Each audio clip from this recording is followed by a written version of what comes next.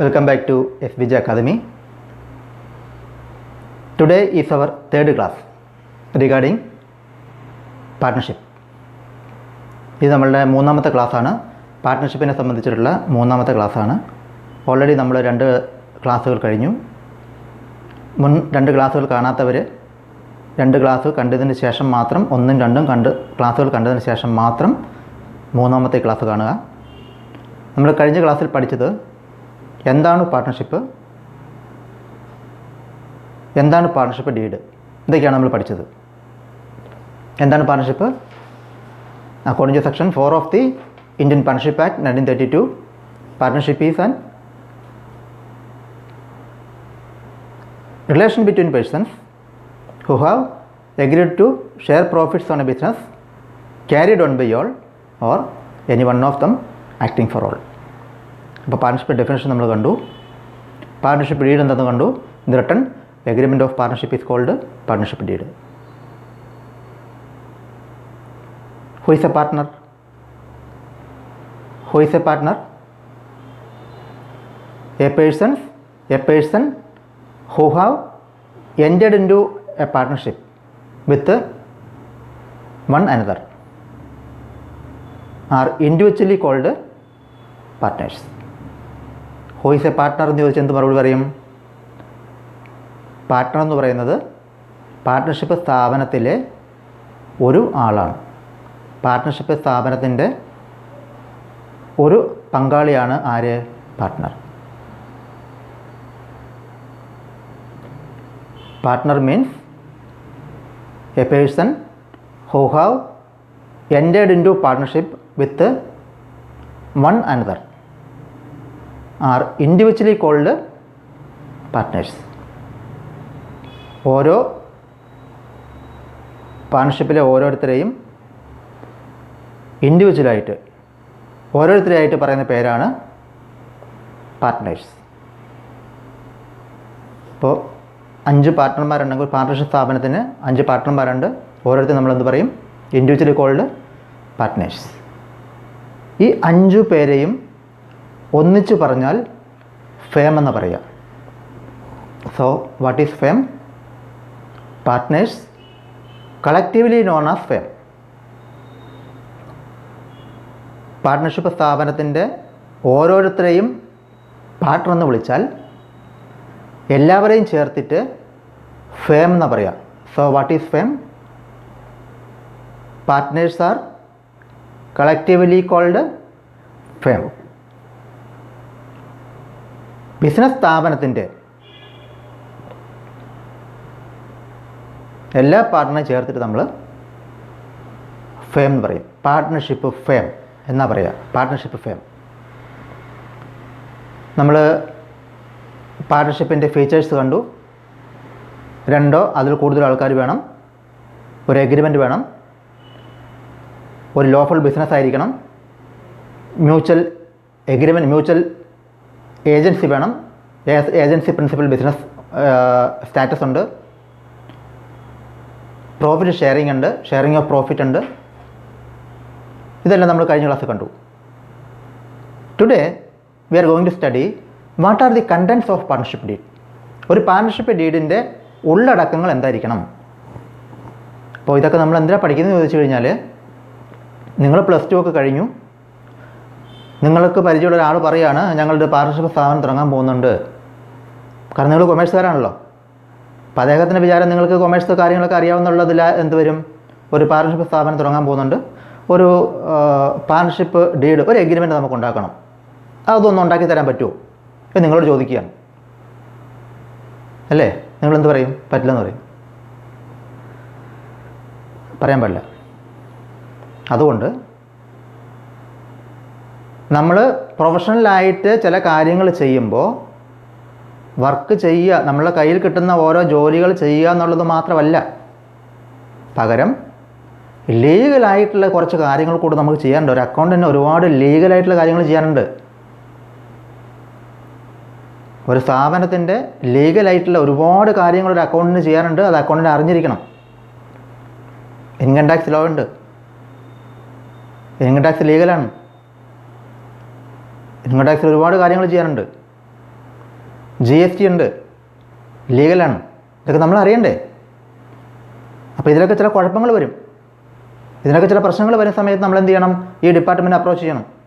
ഈ income tax ഡിപ്പാർട്ട്മെൻറ്റിനെയോ ഈ GST ഡിപ്പാർട്ട്മെൻറ്റിനെയോ അല്ലെങ്കിൽ നമ്മളുടെ തൊട്ടടുത്തുള്ള മറ്റ് ഗവൺമെൻറ് അതോറിറ്റികളുണ്ട് അല്ലേ? നമുക്ക് രജിസ്ട്രേഷൻ തന്നിട്ടുള്ള, നമ്മുടെ ലൊക്കാലിറ്റിയിൽ നമുക്ക് രജിസ്ട്രേഷൻ തന്നിട്ടുള്ള സ്ഥാപനങ്ങളുണ്ട്. മുനിസിപ്പാലിറ്റി ഉണ്ട്, പഞ്ചായത്തുണ്ട്, മറ്റൊരുപാട് രജിസ്ട്രേഷൻ ഉണ്ട്. ഈ PF രജിസ്ട്രേഷൻ ഉണ്ട് അല്ലേ? Provident fund registration, ESI registration ഉണ്ട്. നമ്മുടെ പഞ്ചായത്തിലെ മുനിസിപ്പാലിറ്റിയിലുള്ള നമ്മുടെ ബിസിനസ് സ്ഥാപനത്തിലുള്ള രജിസ്ട്രേഷൻ ഉണ്ട്. ഷോപ്സ് ആൻഡ് എസ്റ്റാബ്ലിഷ്മെൻറ്റ് പ്രകാരമുള്ള രജിസ്ട്രേഷൻ ഉണ്ട്. അപ്പോൾ ഇതൊക്കെ ലീഗലാണ്. ഇതൊക്കെ ആരെ കൈകാര്യം ചെയ്യുക? ഇതൊക്കെ കൈകാര്യം ചെയ്യുന്ന ഒരു അക്കൗണ്ടൻ്റാണ്. എന്ന് പറഞ്ഞതുപോലെ നമ്മൾ ചെയ്യുന്ന വർക്കുകൾ സ്മാർട്ട് വർക്കായിരിക്കണം. നമ്മൾ ചെയ്യുന്ന ആർട്ട് വർക്കല്ല, നമ്മൾ ചെയ്യുന്ന സ്മാർട്ട് വർക്കാണ്. ഒരു അക്കൗണ്ടൻ്റ് സ്മാർട്ട് വർക്ക് എന്നാണ് പറയുക. സ്മാർട്ട് വർക്ക് അല്ല എന്ത് സംഭവിക്കും? അപ്ഡേഷൻസ് ഉണ്ടാവില്ല. അതായത് 10 വർഷം മുമ്പ് എന്തായിരുന്നോ നമ്മൾ ചെയ്ത ആ കാലത്ത് നമ്മൾ ചെയ്ത അക്കൗണ്ടിങ് വർക്കും അക്കൗണ്ടൻ്റ് തന്നെയാണ് നമ്മൾ ഇന്നും. അതിനുള്ളിൽ ഒരുപാട് നിയമങ്ങൾ മാറിപ്പോയി. എല്ലാ വർഷവും റൂൾസും റെഗുലേഷൻസും ലോകളും അമെൻഡ് ചെയ്തുകൊണ്ടിരിക്കുകയാണ്. അപ്പോൾ നമ്മളെന്ത് ചെയ്യണം? നമ്മളെ നോളജും നമ്മളെ വർക്കിംഗ് പ്ലാറ്റ്ഫോമും അപ്ഡേറ്റ് ആയിരിക്കണം. അതാണ് സ്മാർട്ട് വർക്ക് എന്ന് പറയുന്നത്. എല്ലാ വർഷവും സെൻട്രൽ ഗവൺമെൻറ് ബഡ്ജറ്റ് പ്രഖ്യാപിക്കുന്നുണ്ട്. എല്ലാ ബഡ്ജറ്റിലും ലോകൾ മാറുന്നുണ്ട്, ഇൻകം ടാക്സിൻ്റെ നിയമങ്ങൾ മാറുന്നുണ്ട്, GST മാറുന്നുണ്ട്, അമെൻഡ് ചെയ്യുന്നുണ്ട്, പുതിയത് അമെൻഡ്മെൻറ്റ് കൊണ്ടുവരുന്നുണ്ട്, പഴയതിനെ ചിലത് ഒഴിവാക്കുന്നുണ്ട്, പുതുതായിട്ട് കൂട്ടിച്ചേർക്കുന്നുണ്ട്. TDS ഉണ്ട്, ടാക്സ് ഡിഡക്ഷൻ അറ്റ് സോഴ്സ്. ഇതൊക്കെ നമ്മൾ ഡേ ടു ഡേ ഉള്ളതാണ്. നമ്മൾ ഇൻകം ടാക്സ് റിട്ടേൺ ഒക്കെ ഫയൽ ചെയ്യുന്നത് വർഷത്തിൽ ഒരിക്കലാണെങ്കിൽ പോലും TDS, tax deducted at source, GST, ഇതെല്ലാം നമ്മൾ ഡേ ടു ഡേ കൈകാര്യം ചെയ്യുന്ന കാര്യങ്ങളാണ്. അപ്പോൾ അമെൻഡ്മെൻറ്റ്സ് നമുക്ക് അറിഞ്ഞിരിക്കണം. നിയമത്തിൽ വരുന്ന എല്ലാ അമെൻഡ്മെൻറ്റും നമ്മൾ അറിയണം. അങ്ങനെ അറിഞ്ഞ് വർക്ക് ചെയ്യുന്ന അക്കൗണ്ടൻ്റാണ് സ്മാർട്ട് അക്കൗണ്ടൻറ്റ്. അക്കൗണ്ടൻറ്റ് സ്മാർട്ടാണെന്നല്ല പറഞ്ഞത്.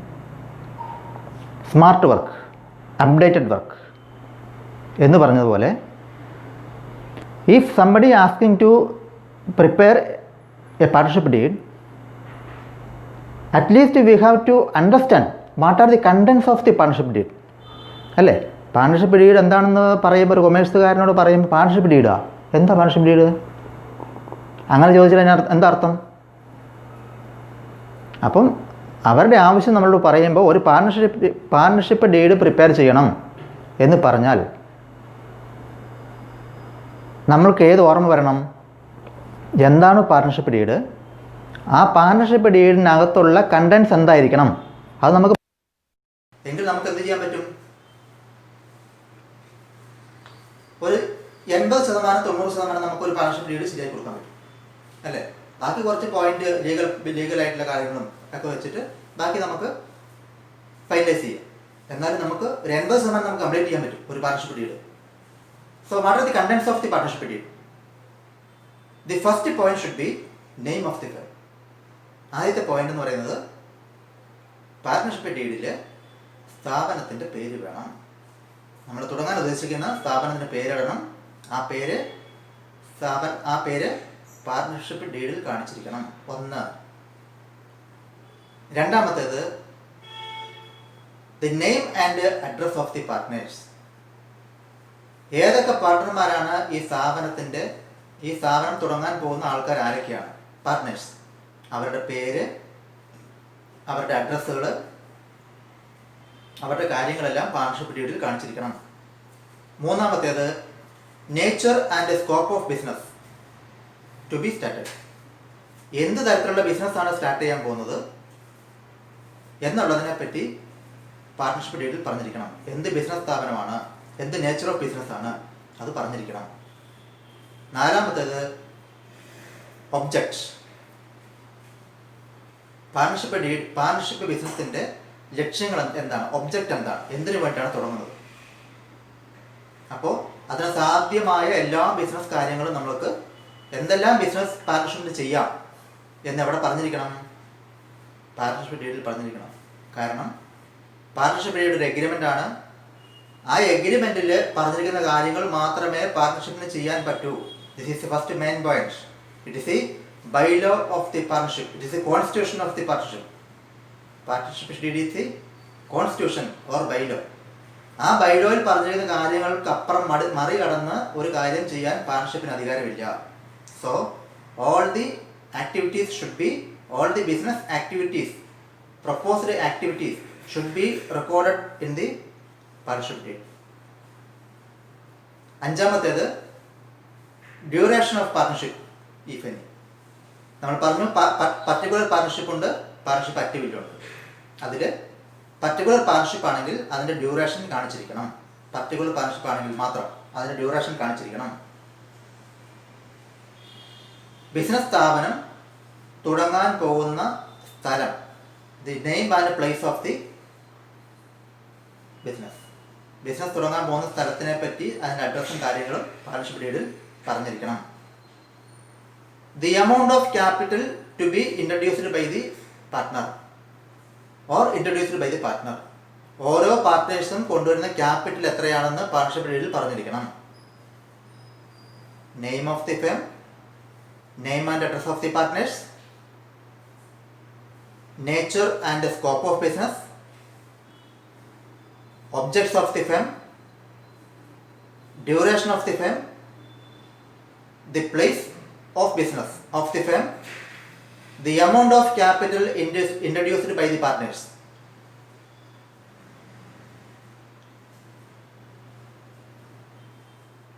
എട്ടാമത്തേത് the amount can be withdrawn by partner from the business. പാർട്ട്ണർക്ക് പാർട്ണർഷിപ്പ് ഫേമിൽ നിന്ന് എമൗണ്ട് വിഡ്രോ ചെയ്യാൻ അധികാരമുണ്ടോ ഇല്ലയോ അതിനെപ്പറ്റി പറഞ്ഞിരിക്കണം. ഒന്നെങ്കിൽ പാർട്ട്ണർക്ക് പാർട്ണർഷിപ്പ് ഫേമിൽ നിന്ന് പണം പിൻവലിക്കാം, അല്ലെങ്കിൽ പിൻവലിക്കരുത്. ഇത് അധികാരപ്പെടുത്തിയിരിക്കണം. ഒൻപതാമത്തേത്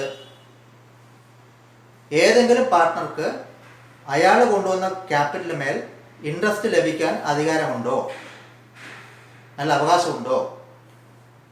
The rate of interest shall be mentioned in the deed. അങ്ങനെ ഉണ്ടെങ്കിൽ എത്ര ശതമാനം പലിശയാണ് പാർട്ണർഷിപ്പ് സ്ഥാപനം ആ പാർട്ട്ണർക്ക് കൊടുക്കേണ്ടത്. ഒൻപതാമത്തെ point, the rate of interest on capital. Partner introduce ചെയ്ത ക്യാപിറ്റലിന് പലിശ കൊടുക്കുകയാണെങ്കിൽ അത് എത്ര ശതമാനം നിരക്കിൽ കൊടുക്കണം.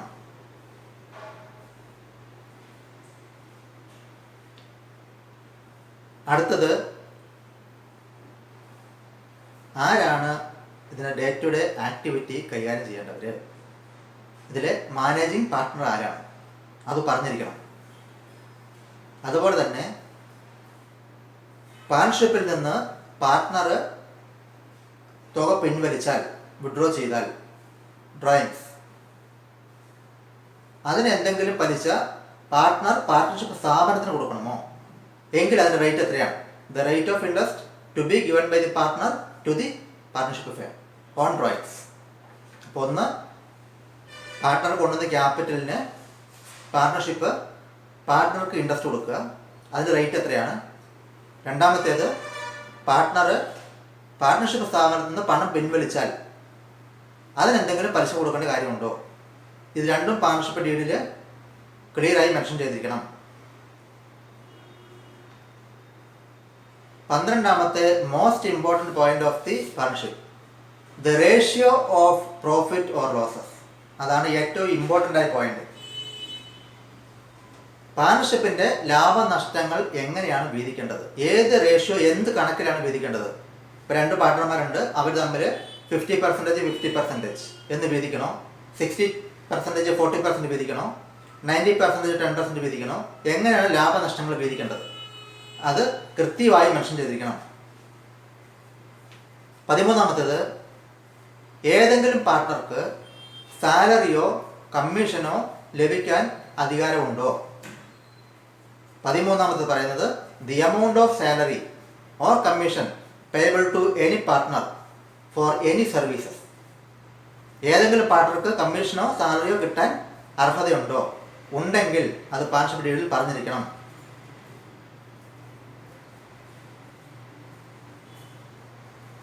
നെക്സ്റ്റ്, പാർട്ണർഷിപ്പിൻ്റെ ബുക്സ് ഓഫ് അക്കൗണ്ടുകൾ എവിടെ സൂക്ഷിക്കും. പാർട്ണർഷിപ്പിൻ്റെ ബുക്സ് ഓഫ് അക്കൗണ്ടുകൾ തയ്യാറാക്കി എവിടെ സൂക്ഷിക്കും? അത് ബുക്സ് ഓഫ് അക്കൗണ്ട് സൂക്ഷിച്ചിരിക്കണം. ഇങ്ങനെ സൂക്ഷിച്ച ബുക്സ് ഓഫ് അക്കൗണ്ട് ഓഡിറ്റിന് വിധേയമാക്കണം. അടുത്ത point, all the books of account should be subject to audit. ഇങ്ങനെ എഴുതി തയ്യാറാക്കിയ എല്ലാ ബുക്കുകളും ഓഡിറ്റ് ചെയ്യണം. ചെയ്യണോ ചെയ്യണ്ടയോ? ചെയ്യണമെങ്കിൽ പാർട്ണർഷിപ്പ് ഡീഡിൽ എഴുതണം. ചെയ്യണമെങ്കിൽ എഴുതണ്ട. ചെയ്യണമെങ്കിൽ അത് എഴുതിയിരിക്കണം. അതായത് എഴുതി എന്തൊക്കെ കാര്യങ്ങൾ എഴുതിയിട്ടുണ്ടോ അതേ ചെയ്യാൻ പറ്റൂ. അപ്പോൾ ബുക്സ് ഓഫ് അക്കൗണ്ട് ഓഡിറ്റ് ചെയ്യണം എന്ന് എഴുതി കഴിഞ്ഞാൽ ഓഡിറ്റ് ചെയ്തിരിക്കണം. പലിശ കൊടുക്കണം എന്ന് പറഞ്ഞാൽ പലിശ കൊടുക്കാം, കൊടുക്കാതിരിക്കാം. പലിശ കൊടുക്കണം എന്ന് പറഞ്ഞാൽ കൊടുക്കുകയോ കൊടുക്കാതിരിക്കുകയോ ചെയ്യാം. പക്ഷേ പലിശ കൊടുക്കണ്ട എന്ന് പറഞ്ഞാൽ പലിശ കൊടുക്കാൻ പറ്റില്ല. പക്ഷേ കൊടുക്കണം അല്ലെങ്കിൽ അർഹത ഉണ്ട് എന്ന് പറഞ്ഞാൽ കൊടുക്കുകയോ കൊടുക്കാതിരിക്കുകയോ ചെയ്യാം. അത് പാർട്ണർഷിപ്പിൻ്റെ ഇഷ്ടമാണ്.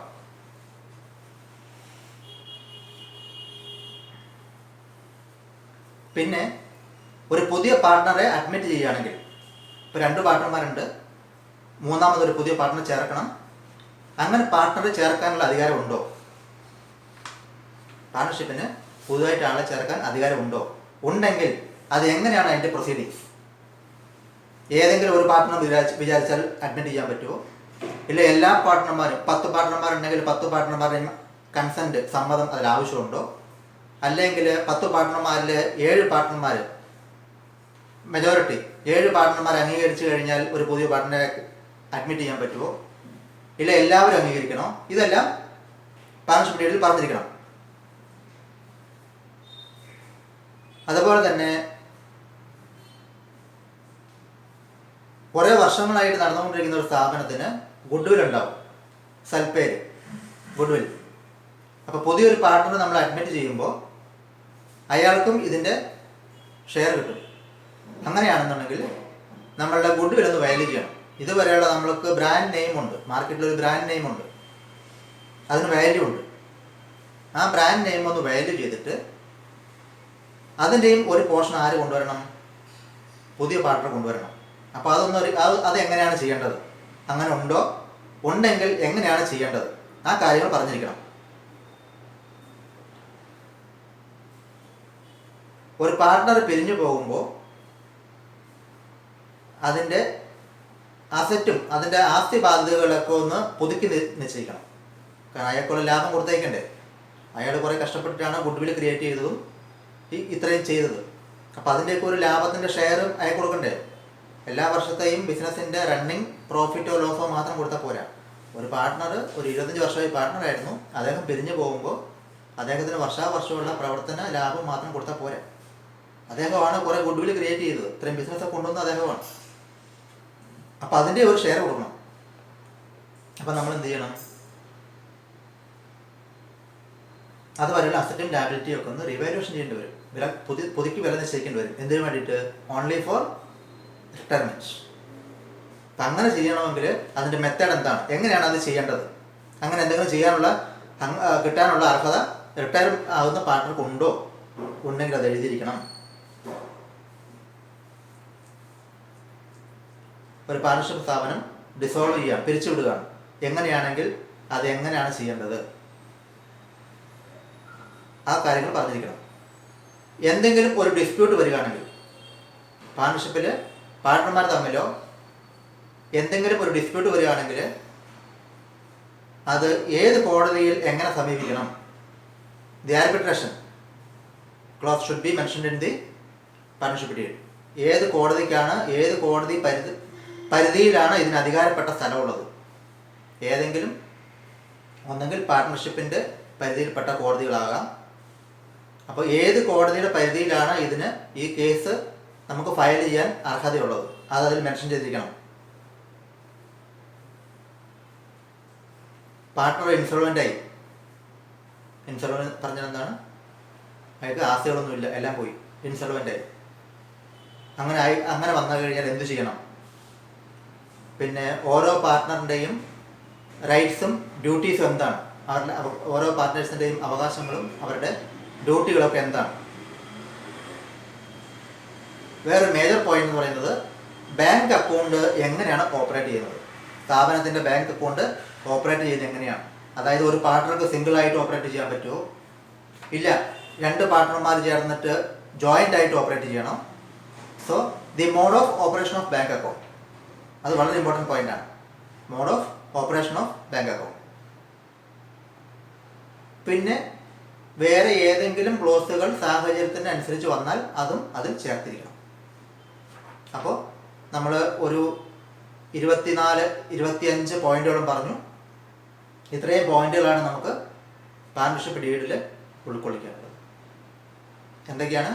Name of the firm, name and address of the partners, nature and scope of the business, duration of the partnership, the name and place of the business, the amount of capital introduced by the partners, whether the partner can withdraw the amount from the partnership firm, the rate of interest payable by the partnership firm to the partner on capital, the rate of interest payable by the partner to the partnership firm on withdrawal, the profit sharing ratio, the amount of salary or commission payable to the partner, whether they are eligible, allocation of responsibilities, ഏതൊക്കെ പാർട്ട്ണർമാർക്കാണ് കൂടുതൽ responsibility ഉള്ളത്. കാരണം പലതരത്തിലുള്ള പാർട്ട്ണർമാരുണ്ട്. അത് നമുക്ക് next ക്ലാസ്സിൽ നമുക്ക് പഠിക്കാനുണ്ട് ഏതൊക്കെ തരത്തിലുള്ള പാർട്ട്ണർമാരാണുള്ളത്. അപ്പോൾ അവർക്കുള്ള ഉത്തരവാദിത്തങ്ങളൊക്കെ എന്തൊക്കെയാണ്? ബുക്സ് ഓഫ് അക്കൗണ്ട് എവിടെ സൂക്ഷിക്കും? ബുക്സ് ഓഫ് അക്കൗണ്ട് ഓഡിറ്റിന് വിധേയമാക്കണോ വേണ്ടയോ? പുതിയ പാർട്ട്ണറെ അഡ്മിറ്റ് ചെയ്യുമ്പോൾ പ്രൊസീഡിങ്സ് എന്താണ്? നിലവിലുള്ള പാർട്ട്ണർ പിരിഞ്ഞു പോകുമ്പോൾ പ്രൊസീഡിങ്സ് എന്താണ്? പാർട്ണർഷിപ്പ് സ്ഥാപനം ഡിസോൾവ് ചെയ്താൽ, പിരിച്ചുവിട്ടാൽ എന്ത് ചെയ്യണം? ഒരു പാർട്ട്ണർ മരിച്ചാൽ എന്ത് ചെയ്യണം?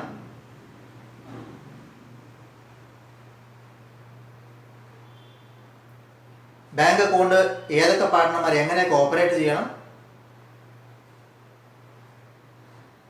ഓരോ പാർട്ട്ണറുടെയും ഡ്യൂട്ടികൾ എന്തൊക്കെയാണ്? ഒരു ലീഗൽ ഡിസ്പ്യൂട്ട് വന്നു കഴിഞ്ഞാൽ ഏത് കോർട്ടിൻ്റെ ലിമിറ്റിൽ, ഏത് കോടതിയുടെ ലിമിറ്റിൽ ഇത് കേസ് ഫയൽ ചെയ്യണം? ഇതൊക്കെയാണ് ഒരു പാർട്ണർഷിപ്പ് ഡീഡിൻ്റെ മെയിൻ കണ്ടൻസ് എന്ന് പറയുന്നത്. സോ ഇത് ഒന്ന് പഠിച്ചു വയ്ക്കുക. പഠിച്ചു വെച്ച് കഴിഞ്ഞാൽ നിങ്ങൾക്ക് ഭാവിയിൽ ഉപകാരപ്പെടും പാർട്ണർഷിപ്പ് ഡീഡിൻ്റെ കണ്ടൻറ്റ്. അപ്പോൾ നെക്സ്റ്റ് ക്ലാസ്സിൽ നമ്മൾ പഠിക്കാൻ പോകുന്നത് ടൈപ്പ് ഓഫ് പാർട്ട്നേഴ്സാണ്. പാർട്ണർഷിപ്പ് ഫേമിന് എത്ര തരത്തിലുള്ള പാർട്ട്ണർമാരുണ്ട്, എത്ര തരത്തിലുള്ള പാർട്ട്ണർമാർ പാർട്ണർഷിപ്പ് സ്ഥാപനത്തിലുണ്ടെന്നാണ് നമ്മൾ അടുത്ത ക്ലാസ്സിൽ പഠിക്കാൻ പോകുന്നത്. ഏകദേശം 11 തരത്തിലുള്ള പാർട്ട്ണർമാരുണ്ട്. 11 types of partners are there. That we will study on the next class. So എല്ലാവരും വീഡിയോ ലൈക്ക് ചെയ്യുക, ഷെയർ ചെയ്യുക, സബ്സ്ക്രൈബ് ചെയ്യുക. നമ്മുടെ 3ാമത്തെ ക്ലാസ്സാണ്. 1-2 വീഡിയോ ക്ലാസ്സുകൾ കാണാത്തവർ അത് കണ്ടതിന് ശേഷം മാത്രം ക്ലാസ് കാണുക. എല്ലാവർക്കും ഷെയർ ചെയ്യുക, ലൈക്ക് ചെയ്യുക, സബ്സ്ക്രൈബ് ചെയ്യുക.